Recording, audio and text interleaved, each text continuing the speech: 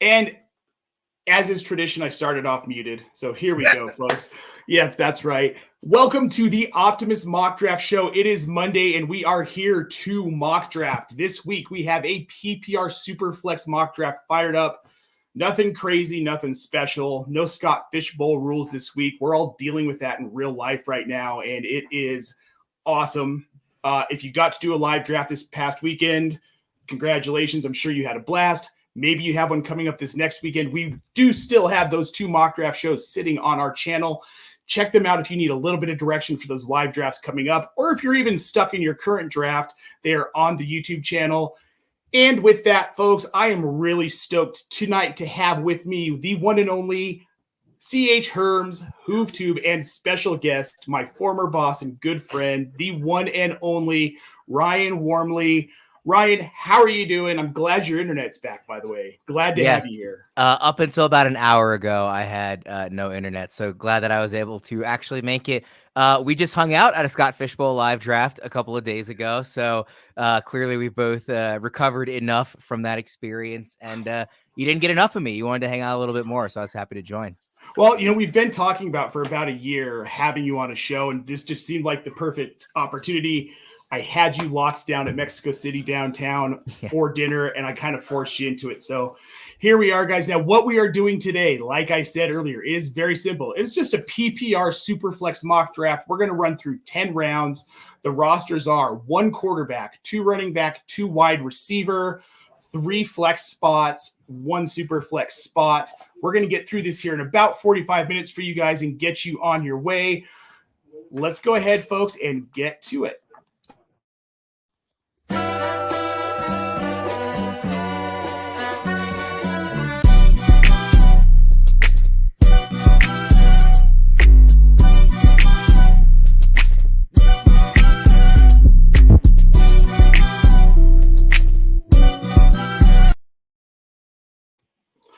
All right, folks, we are locked and loaded and ready to go. My son Jackson wants to say hello here. Can you say hi to everybody, bud? Hi. He has to stop in and say hi, right? This is a family affair. Optimus is a family affair. We are going to get this draft started. And here we go. I've got the first pick here. Now, we're going PPR Superflex. 99% of the time in these drafts, guys, you're going to see a quarterback go first, and that's what I'm going to do. I'm going Josh Allen. The guy's got it all, and I think that this is something we don't even need to talk about. Jalen Hurts going second. Ryan, you've got the third pick here. Superflex, what are you thinking? Yeah, if I have an early pick in a Superflex, I'm not getting out without a quarterback. I'm just not comfortable waiting for them to fall. And I'm going to take Lamar here. I would have taken Lamar over Hurts. I have him as QB2 this year. He's dropped a lot of weight. I expect him to run very efficiently this season. I think him and Derrick Henry is going to be awesome in that backfield. So I'm kind of planting a flag, not just because I'm a Ravens fan. I genuinely believe this. He would be my QB2. No, I'm with you. We're getting to that time of year where people start talking about, Lamar can't throw. Lamar can't throw. Guys, he's already won an MVP. He's won 2 of them. He's won 2 of them. Allen, Hurts, Jackson, then Mahomes. Those are the first 4 quarterbacks off the board. I'm with you, Ryan. I would have taken Jackson over Hurts. I definitely would take him over Mahomes. I might have even considered over Josh Allen. I just feel like we know what we're going to get with Allen, and Jackson's second year in a new offense. Christian McCaffrey, now the first running back off the board here at 105. Who, that's all you. Was there even a question if he falls to that 5th spot that you're going to take him in a draft like this? I always go into in drafts with the mindset of like zig when people zag and just kind of let everything fall to you. It's kind of how Jalen Hurts spelled me at 105 in Scott Fishbowl yesterday. And so I didn't know if CMC was going to be there. I was honestly kind of hoping, going off of what Worm was saying, and wanting to secure a quarterback. But right now, if I'm staring at Christian McCaffrey and I know I'm going to have that certainty in a PPR league as him being like my RB1, I feel good enough to maybe like target maybe the stack of Brock Purdy later on, maybe target the Jared Goff. So I feel good about it. I honestly was contemplating CeeDee Lamb just because there's so much reason that he could go back to back this year with the volume that he could get. So it was tough, but I had to go with my guy. No, and I think McCaffrey is a smart pick here. you're getting the rushing upside, but you're getting that massive receiving upside as well. And the dude can be a touchdown machine when they need him to be. Now, CeeDee Lamb here is first wide receiver off the board at 107. Herms, how do you feel about CeeDee Lamb this year? I mean, he is the wide receiver one right now in ADP. Do you think that that's justified, or is Tyreek Hill maybe someone we should be looking at? Justin Jefferson could be paired up with Sam Darnold. That could be huge for Jefferson. He could be the key guy in that offense. How are you feeling about CeeDee Lamb? Dude, CeeDee Lamb is he's that guy. Like, he just every year, dude, he's so good, especially because he does that rare thing that not every receiver can do, where he plays a bunch of snaps out of the slot and then still basically has a full-time role cycling out to the outside and on the perimeter too. So, like, because he has such diverse responsibilities and can get open and like win routes in multiple parts of the field, that's why they throw to him so much, because he's that versatile and he's that skilled. Like, dude, CeeDee Lamb and Amon-Ra St. Brown are like the two receivers for me this year. Or like, if you can get either one of them with your first pick, like, just victory lap that now. Just get it out of the way, because I feel like people will be annoyed by it if you do it in December, because then they'll be like, oh wow, sore league winner over here, blah blah. So just try to be respectful while the weather's still nice outside. Okay, now, Ryan, I want to ask you about one of Herm's picks here. Breece Hall at 109 ahead of Bijan Robinson. He's been inching up in drafts. I don't know that I'm high enough on him this year to take him that early. I'm curious what you think of this. Breece Hall is the RB2 over Bijan Robinson.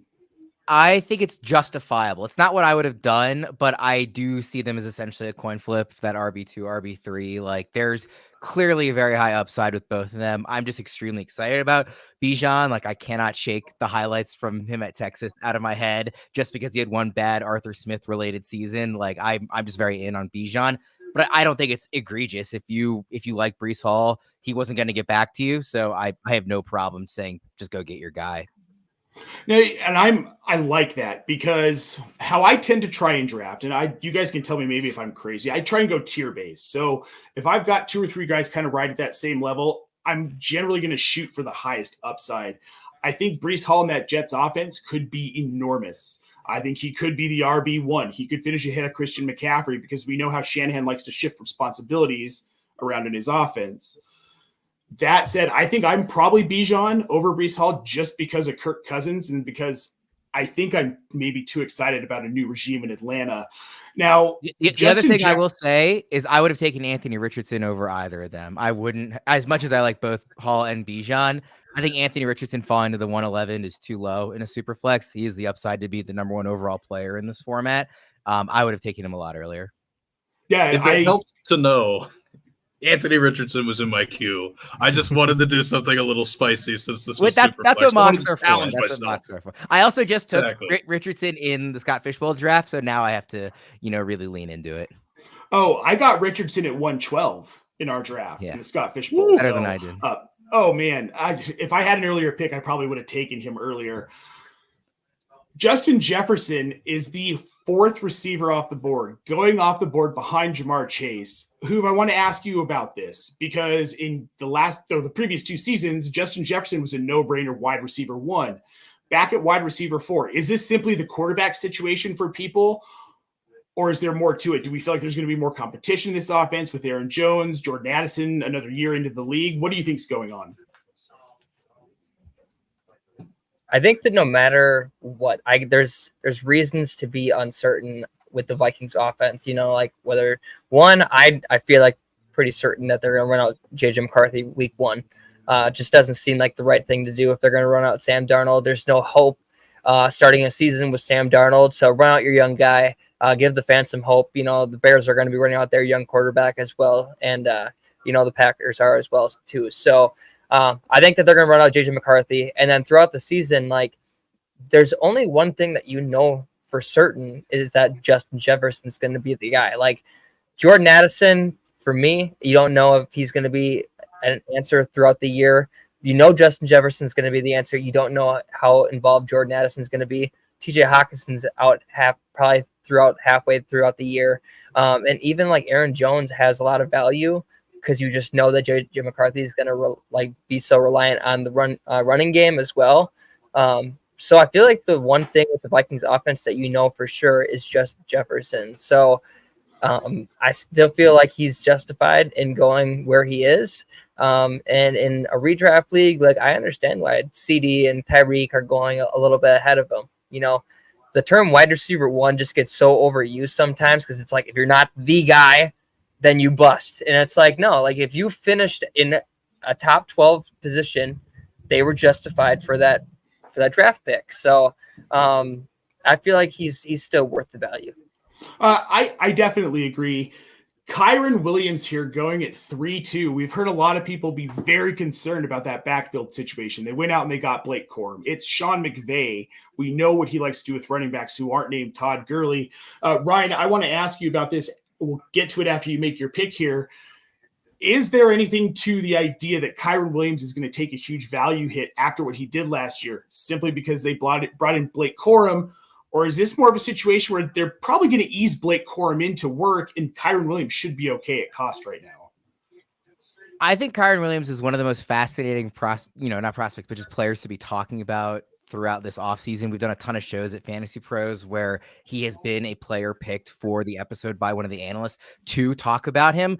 I don't know what the right answer to that question is, quite honestly. And we know Sean McVay is somebody who likes to have a workhorse running back. We know that Kyren Williams was maybe the most fun player to roster last year, like outside of Christian McCaffrey. I mean, was there anybody who was more fun when he was on the field to have than Kyren Williams? I do like Blake Corum. They took him high enough that I think they want to use him. I think in the third round, it's very fair. If he's going in that mid-second round range, it just makes me too nervous given that there are some red flags. In the third, the upside is pretty darn high. Is his upside higher than Saquon Barkley's? His upside was pretty darn high during the season last year. Like I said, when he was actually on the field, I do like Saquon quite a bit, getting the offensive line upgrade. There's going to be more touchdown opportunities. I'm not worried about the tush push taking away too much out of Saquon because they could do it with him. The dude's quads are thicker than oak trees. And also there's no Jason Kelce there anymore. So I don't know how much you're going to do that with Hurts. It's one of the reasons why I have Lamar over Hurts is I'm not sure what that's going to look like. So I think Saquon's upside is actually getting a little undervalued. I would have taken a guy like Jonathan Taylor ahead of him, and he went ahead of him. I think that's totally reasonable. But again, getting Saquon in the third, I just really like that ceiling. This is a much better situation than he's been in. And I love that you pointed out the fact that Jason Kelce is gone, Ryan, because everyone is very concerned about that touchdown production, that touchdown volume for Saquon. But can they pull off that tush push without Jason Kelce? We don't know. He was the anchor of that play. You could have done it with almost any player, any quarterback. Now, pick that just came off the board, Herms. I'm going to ask you about this one because I know how much we love Brandon Ayuk. You and I, we love the guy. 310. There's a lot of uncertainty as to what his role is going to be in San Francisco. Is it worth the risk taking him that early? It's worth it to me just because of how good he is and what we've seen from him, especially last year. I mean, like, he's done fairly well throughout the course of his career, but it's taken time for things to kind of like ramp up a little bit for him because as we know about the 49ers offense, there's just like a ton of really good playmakers there between himself, Deebo Samuel, George Kittle, and Christian McCaffrey, who we, constantly shower with praise, justifiably, of course. And, even if Ayuk does end up getting traded at some point, like, he's the type of receiver that I feel like can assimilate pretty well to whatever offense because, like, he does play a lot of just kind of like that whole, like, big body X stuff. He's just going to, like, run pretty far downfield and just go, whoop, and get up there and grab that thing. So, like, yeah, I mean, that's pretty translatable to, any situation. So I would definitely I almost took him ahead of Derrick Henry with my pick right beforehand, but I just wanted to keep with my, eternal Herms theme of just racking up all the powerful running backs that I possibly can. Yeah. Okay. Now you just mentioned Derrick Henry. Derrick Henry, we keep waiting for this dude to fall off a cliff, right? Because he's going to be, I believe, 34 this season, 33 this season. He just keeps freaking doing it. It's astounding. He's in Baltimore now. This is a team that used to love to run the ball. Last year, not quite as much. But now they've got Derrick Henry. Do you think he's going to see that 20 to 25 carries a game? And are they going to get him involved in the passing game? Ryan, you're closest to this. How are you feeling about Derrick Henry in Baltimore? I very briefly considered him at the 210. That's how much I like Derrick Henry. I really wanted to get Marvin Harrison Jr. because I haven't gotten him a lot of, elsewhere. And then Saquon, I just think the upside's too good to pass up in the third round, which is why I didn't take him. But I love him going in the back half of the third round. I think that if he's healthy, if you guarantee me he stays healthy this season, there is no chance that dude is scoring fewer than 15 rushing touchdowns in this offense, let alone the yardage that's going to come. Like, this Ravens team has been one of the best rushing offenses in football, even without having a true number one running back. They've had to rely on Gus Edwards and an older version of Mark Ingram. J.K. Dobbins got hurt. Like, this is the best running back that's ever been in the backfield with Lamar. It's going to be awesome to watch. And I think Derrick Henry, talking about, how fun it was to have Kyren last year, I think Derrick Henry is going to be one of the most fun players to roster in fantasy this season. Now, I tend to agree with you. I think this is a really fun situation for Derrick Henry, and it's a situation where he could creep into that RB2, RB3 territory, I think, by the end of the season. Maybe that's a little bit crazy or a hot take at his age, but I think the talent's there in this offense. Now, you referenced the Gus Edwards, J.K. Dobbins backfield, Ryan. That backfield has now moved on in total to the Los Angeles Chargers, a team that has stripped quarterback Justin Herbert of basically all of his offensive weapons, right? We're now looking at a backfield with J.K. Dobbins and Gus Edwards. They brought in Ladd McConkey in the draft. They've still got Quentin Johnston, which people are very mixed on what he's going to be able to do. Is there anything to be excited about with this Chargers offense, Herms, when it comes to fantasy football this season? Are there any players in this offense outside of Justin Herbert maybe that you're targeting? Yeah, dude, super late. I'm definitely going to take a stab on running back Kamani Vidal, my dude. I mean, so shout out, the few of us that got the chance to go down to Mobile for the Reese's Senior Bowl this past year. It took place in 2024, so not this past year, this past February. That's a better way to describe it. And we were in, just like the big media room for like that, thing where they had the players come in and they could talk to whoever. And I remember just like sitting down at this table, being like 5 feet from Kamani Vidal, and just seeing that like his legs were the size of just like those California red oak trees. Dude, I'm just like, wow. Okay, it's not the best analysis, but. It's true. Look, the dude's built, and he was just good in so many of those drills and stuff too. But like, an entire generation bought into Falcons Mike Davis because of one picture of his thighs. All right, so whatever. Yeah, and I like that. Kamani Vidal is a guy. He's one of those. Dylan Laube is another guy I think falls into this category where they're not going to be flashy and they're not going to hit early in the season. But if you're looking for a guy like the 18th, 19th, 20th round, a reserve guy, you can sit on the bench, see what happens. Kamani Vidal is a great one for that. I think Dylan Laube is a great one for that. I think guys like Ladd McConkey could contribute. Ricky Pearsall, even though he's in San Francisco with a fairly loaded receiver room. These are guys who are late round flyers who I'm willing to take a risk on. Ryan, are there any rookie guys that you've been looking at drafts that are going later that's a kind of a wait and see approach, but you're willing to put them on your bench and see what happens? It's a good question because the answer I've typically been giving is Kamani Vidal. I just think he's almost too obvious, right? I mean, like I'm not, going out on a limb by saying him.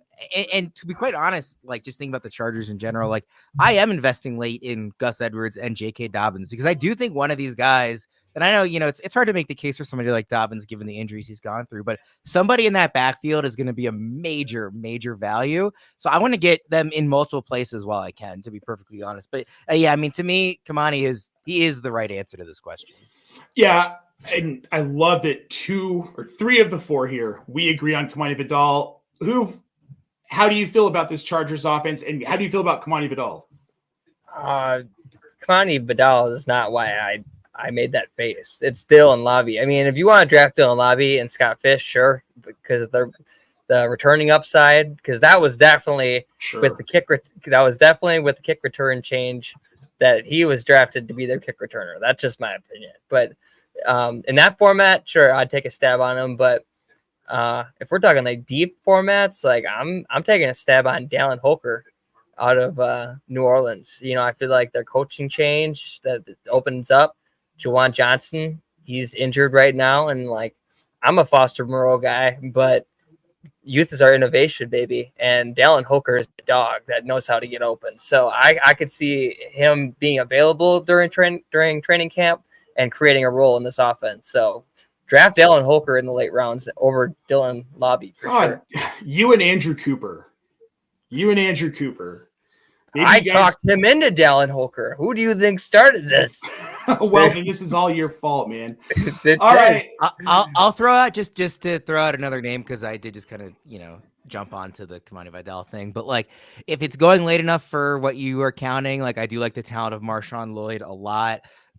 Ray Davis, I think, could have a role if an injury opens up a spot. It's a lot of guys who like, hey, you're going to take a flyer on them late. And if the role opens up, I just kind of like the talent. Like, I loved Audric Estime in college. It's going to be really hard for that role to open up for him there. But again, if injuries make it happen. And then the guy that like is going to go really, really late, Malik Washington, I loved watching in college. And the opportunity is not going to be there to start the season. But again, if there's an injury in that offense with his skill set, I think he could actually like feast. So I really like him if I'm in a deep enough format. I got a hot take. I really do. I bet Rasheen Ali outscores Dylan Lobby this year. I tried not to pick Ali just because I didn't want to talk about too many Ravens on this. Rasheen Ali's good though, dude. He is good running back. He was impressive in Mobile. We were all very impressed with him in Mobile. He raised his draft stock considerably in Mobile. If we're going to talk some of these weird running back situations or deep, Ray Davis, Ryan, is one that you just brought up. I think he's being undervalued a little bit, because if you look at the type of running back James Cook is, he's not the goal line guy. He's not the short yardage guy.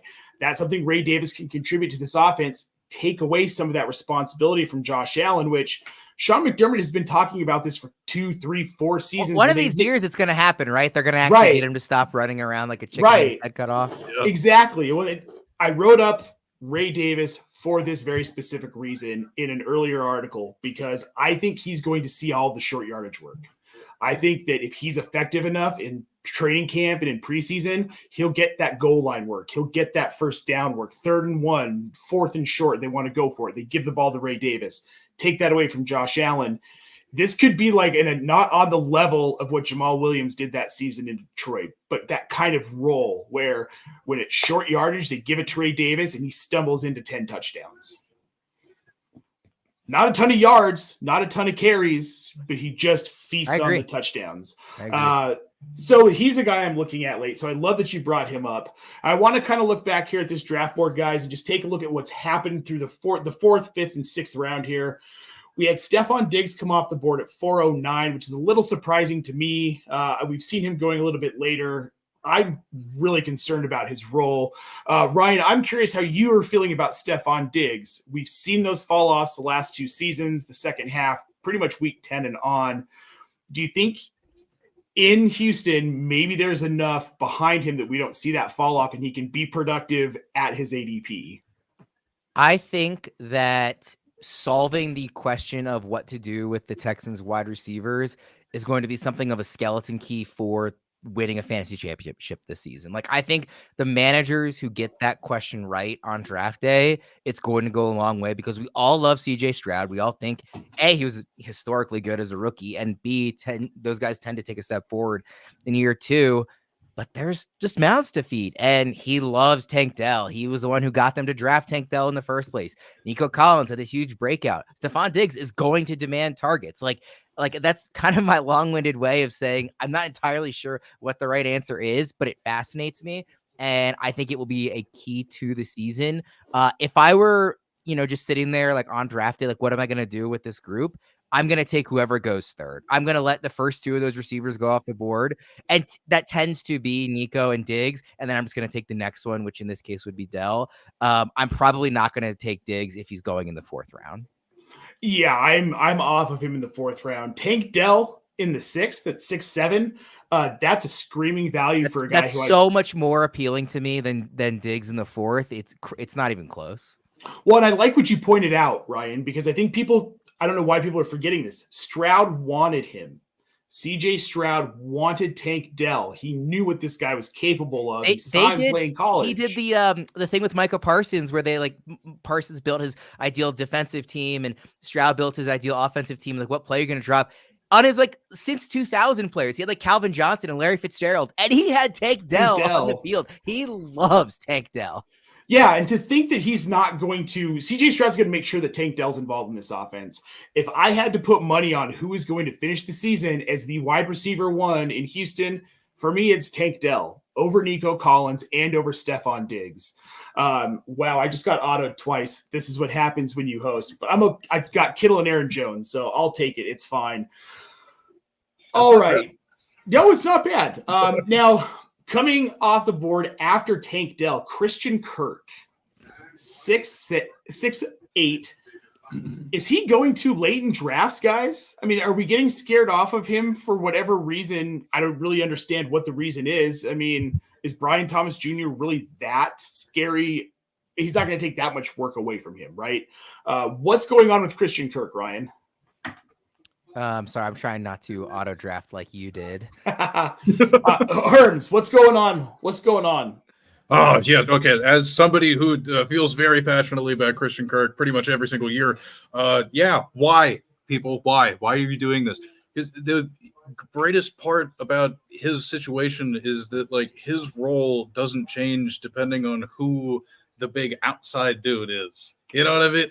Because in an ecosystem, yes, you are technically competing for targets with other players. Just holistically, that's true. 100% correct. But in terms of what Kirk does for the team across the middle of the field, kind of running those, really stretching the field horizontally type things or whatever, I don't give a rat's ass about Brian Thomas Jr. They're not going to be doing the same thing. So there's no reason for Christian Kirk to really continue falling this far, because before he had that really weird freak groin injury toward the end of the year that kept him out for the remainder of it, the dude was putting up wide receiver 2 numbers just like that every single week and getting a pretty hefty target share that I think a lot of people just seem to forget all the time. I get that it took him a while to break out in his career because his role in the Cardinals offense when Cliff Kingsbury was in charge of that was a little bit weird. I get that and everything, but ever since he's gotten to Jacksonville, he's done nothing but show why he got paid the amount of money that he did and why he sees the ball as often as he does. Well, Calvin Ridley's gone. That too. Not that Calvin Ridley took a ton of work from him, but Calvin Ridley is gone, which moves me to another situation I want to talk about, the Tennessee Titans. Is there a more confusing team right now for fantasy than the Tennessee Titans? Tyler Boyd, Calvin Ridley, Treylon Burks, DeAndre Hopkins. You've got Chikakonkwo, who we all wanted to be something. It's looking less and less like he's going to have any sort of impact anywhere. And then you've got Tyjae Spears and Tony Pollard. What do you make of what Tennessee is doing right now? Where's the volume of this offense going to go? Is Will Levis going to be good? I think I'm definitely getting my shares for a lot of players with Tennessee. You just got to pick the right ones. It's really not hard to look at Tennessee's offense and kind of decide on who's going to go off and who's not. I'm in the corner that I think Tony Pollard's going to be this year's Booby Miles Sanders, and he's going to be a bust because Tony Pollard or Tyjae Spears is just so much more explosive in that backfield. And when you're trying to overcompensate for a bad offensive line, that offensive line still has a long way to go. Great draft pick this year, but long way to go still. You got to fill out the other side and probably a guard as well too. So Chig, I think I'm out on. You can get value on him if he hits, but really there's so many mouths to feed. And Will Levis, I've always been a Will Levis guy because people can hate on him for eating mayo and banana peels, but when you realize the nutrition value between those things, that's a quarterback that's actually putting a lot of effort into what he puts into his body. Even if it sounds gross, he knows the nutritional value. So I think Will Levis is very committed to the game of football. And so that's one player that I definitely am not going to underestimate by any means. So I'm optimistic. I'm a fan of where Will Levis is going in super flex drafts. Right. I don't think he's a QB1. I don't think he fits into that top 12, but I'm okay with him as a QB 15 to 18. He's your second quarterback you're rolling out. Maybe even more of a spot guy where you need to plug him in here and there when maybe you have a bad matchup with your other second quarterback. But outside of that, like you look at this wide receiver core, Ryan. I mean, obviously Treylon Burks is. I think we can label him a bust officially. I don't think this dude is going to do anything in fantasy. He's off of people's radars. But you've got DeAndre Hopkins, Tyler Boyd, and Calvin Ridley. These are three guys who at points have been considered very good wide receivers. Who do you think takes the lead in this wide receiver room? I am most in on Calvin Ridley. I don't know that I'm very in on any of them, but if I'm picking one of them, Ridley is probably the guy. None of them are going at prohibitive, ADP where it's going to keep me from, taking a shot on them. By the way, I was about to take Deontay Johnson here, so I now need to pivot that I'm on the clock. And I did take Tony Pollard last round, by the way. I do disagree on him. I don't think he was fully healthy the first half of last year. He said this offseason he was I wasn't really healthy. So I think it was like week 11, and his numbers looked better after week 11. So I actually am. I think Spears is also good. I think it's going to be a fun backfield, actually. But yeah, that receiving core, I really find myself struggling to get excited about any of them, but if I'm picking one, it's going to be Ridley. Yeah, I think if anything, it opens things up for Ridley. You've got DeAndre Hopkins and you've got Tyler Boyd. So secondaries can't just focus on him. They couldn't really necessarily do that in Jacksonville either, but even more so, you really have to focus on Hopkins. Well, and we've all seen those highlight reels of like all the near touchdown misses that they had in Jacksonville last year. Like, I think Calvin Ridley is still a good player, and just because like something wasn't quite right in Jacksonville, they just kept barely missing out on hitting pay dirt. Like, I don't think that he can no longer play. It's also like another year of shaking off the rust from all the time he missed. So again, I'm not like aggressively going after Ridley, but he is somebody I'm very comfortable with taking, at value. Yeah, and I think that's the key. And something I'll say for all of our viewers and anybody who's listening to the audio version of this show, when we're talking about these player values and whether you want to take them, it's all at cost and it's all relative to your league. Some players are going to go higher in different formats. You might have weird scoring that we're not talking about. You might have tight end premium where it's 2 points per reception. There are a lot of qualifiers to what we're talking about. This is a general basis, a very general mock draft. So keep that in mind as you're listening and watching. Now, Rashee Rice, 9-4, to our boy Eric, Fantasy Nav, part of the Optimus team, Optimus family. How are we feeling about Rashee Rice? Herms, there's been a lot in the news about him, not so much lately. Do we think a lot of that's faded and we're just ready for Rashee Rice to take over some wide receiver one in Kansas City? I mean, yeah, like I don't really care how long he inevitably gets suspended. Like once we get this deep into a draft, like when he comes back, he's going to be awesome. And for Eric's team specifically, just using, this as an example because he's the guy who took Rashee Rice, it's his wide receiver 4. And I think that's another really important thing to highlight. Like if you've already built your team up to the point where you've insulated yourself from not even needing him for the first however many weeks, probably, I don't know, like 4 games, 5 games, something like that. You know what I mean? Like you could get through that. You've already got 3 other really reliable players. And for as exciting as, the possibility of whatever Hollywood Brown could be, whatever Xavier Worthy could be, and like Travis Kelce is going to be the number 1 target regardless, Yeah. But, Hollywood and Xavier Worthy are fine, but Rashee Rice didn't really do anything last year that should indicate to us that he's not going to be the dude. So, like, yeah, you absolutely do it. Like, I remember he was where Rashee Rice is going now is around where Julian Edelman was going when he had that PED suspension. It was one of the best draft picks I ever made. You absolutely do these things. Yeah, we've got the chat's reminding you, you've got 20 seconds to make your pick here. Oh, no. I did it. Yes, cool. Can I just say on the Chiefs, just to like 2 blabber. I do like Rice. The reason I took Hollywood Brown, a couple picks before Rice went is because he is my wide receiver 2. So I didn't want to deal with the Rice stuff with a guy that I'm going to have to rely on as a starter. But I do like Rice, and I agree with a lot of what Herm said. But I do like Hollywood too. I mean, like there was, even with Rice doing what he did last year, there was a clear need for more receiving talent in this room, obviously.